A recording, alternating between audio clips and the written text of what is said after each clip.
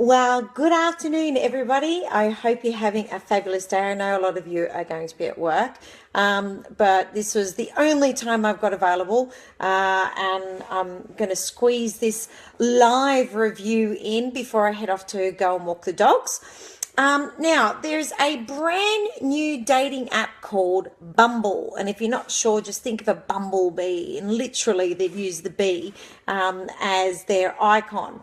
And really quite a fascinating dating app. It was designed by Whitney Wolfe, who was one of the co-creators of Tinder. And she's gone off and created her own dating app, and it is very, very similar when you first go and have a look at it.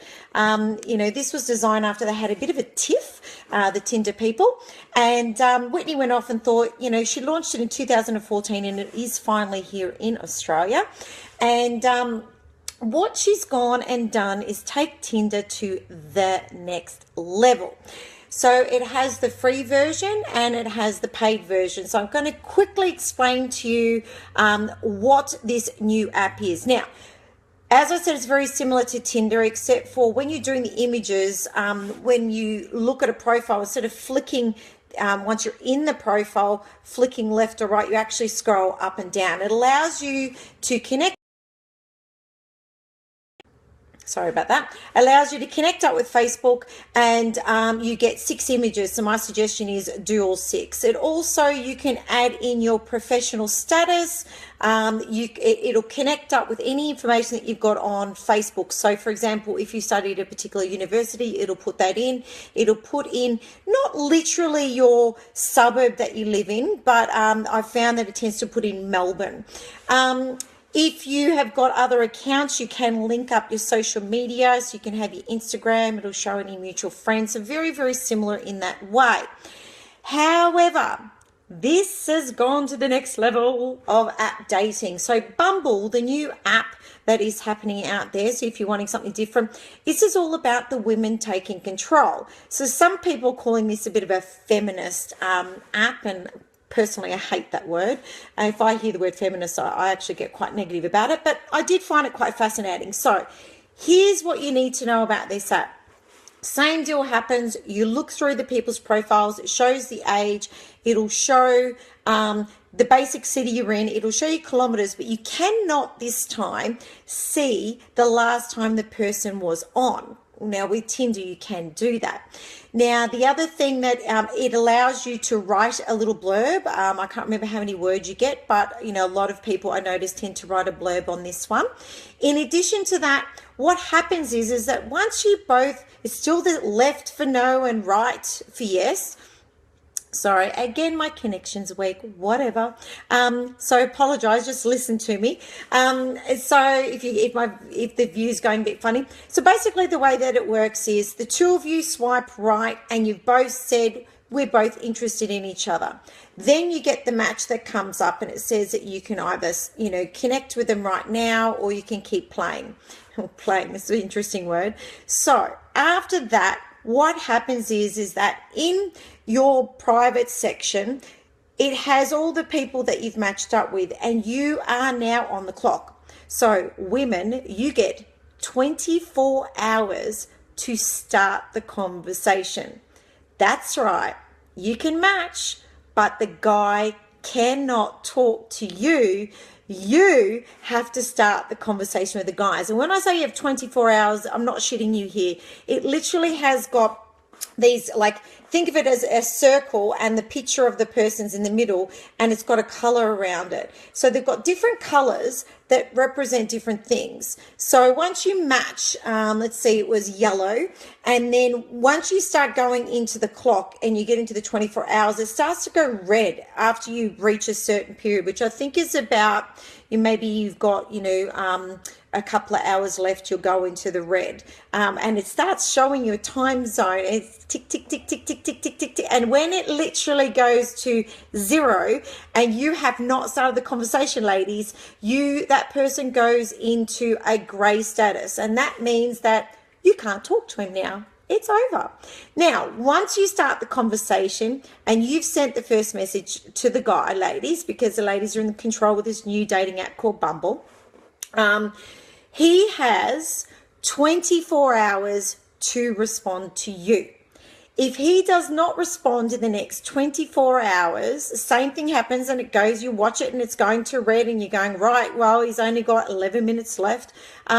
He will then go into gray and he'll go into the other section, which is bam, time is over. So it has a few different colors. So you get the gray when it's expired, the yellow when you match. There is a green. Now the green will show up, there's like a top bar, and when everybody's in there in the green, you'll see that they're pixelated. So they've sort of blurred out the image of the person, and what the green ring around the image means is that that person has swiped right to you. If you are interested, oh, hang on, before we go into the next section. Now, what this does allow you to do, which in the free part of the app, which Tinder doesn't, is that when, and as women, we tend to get overzealous with going, no, because I will give you a pre-warning. The profiles are just as hideously, just tragic as they are on every other app that I've been on. So I'm working on that, ladies. I'm working on teaching guys how to actually do a profile that's, well, hopefully the better version of them and not what I was saying, because it was just as bad. But what happens is if we're getting overzealous and we're going, no, and we flick too quickly, you get 3 chances to go back. Now, I've noticed it's not 3 chances, period, while you're on the app. It's 3 chances, I think, maybe that day to go backwards or within that session that you're in. So you do get a chance to go back and look at that profile again and decide yes or no. So you get 3 saves. All right, so as I said, with this app, you get 24 hours once you've matched to start the conversation. The other person gets 24 hours. Now, this isn't just for heterosexual couples. However, it was designed more for them. There are 2 other features on here. You can do same sex and you can also do what's called a BFF. Now, with both the BFF and the same sex, when you both match up, either party can literally start the conversation. So it doesn't matter in that case. Whereas if it was a heterosexual couple, it's always the woman has to start the conversation first. So this is something really different for the women because, normally, starting a conversation and getting that right, since even though you've started it, if he doesn't respond in the next 24 hours, your match disappears. So, this is teaching a whole new technique for women to actually make an effort because unfortunately for a lot of guys, they're not always sure what you mean, women. So they think that when you're playing, we're going to say a bit more flippant and hard to get, that you're either playing hard to get or you're not interested. And, guys don't really like it when you play too hard to get. So make sure that you're finding something to start the conversation up with. Now, with the BFF, it's literally people looking for friends. So I've noticed a lot of people that new to the city, and it tends to be a lot more women. They go on there, they put their profile and they say, I'm a working stay-at-home mom or whatever, or I'm just new to the city and I'm looking to meet people. So they also have that option there, and Tinder does not have that. What else can I tell you? I noticed that sometimes as you're going through the faces, that they are popping up again within exactly the same session. So generally speaking, if the same person pops up again in the same session that you've already said no to, that is highly likely because of the algorithm that they've already swiped right to you. It allows you to show people as favorites. You can also send GIF videos. And they also have what's called a Vibey exclusive experience. So you actually send them an email saying, I'd like to be part of this. I haven't heard from them as yet to get a little bit more information on what this exclusive experience is, but this is another function. Now, for those, as I said, when your session's expired and the people are in grey, or the people that are in green have the green ring around them, and they're the ones that are swiped right to you, and you want to find out who they are, there's 3 features in the paid section. So in the paid section, you see who likes you. You can go back for the matches that have expired and you can go rematch with them. And you also get an extra 24 hours on your initial matches. Because remember, it's only 24 hours and the girl has to start the conversation or it's all over. He gets 24 hours to respond. If it doesn't happen, they disappear.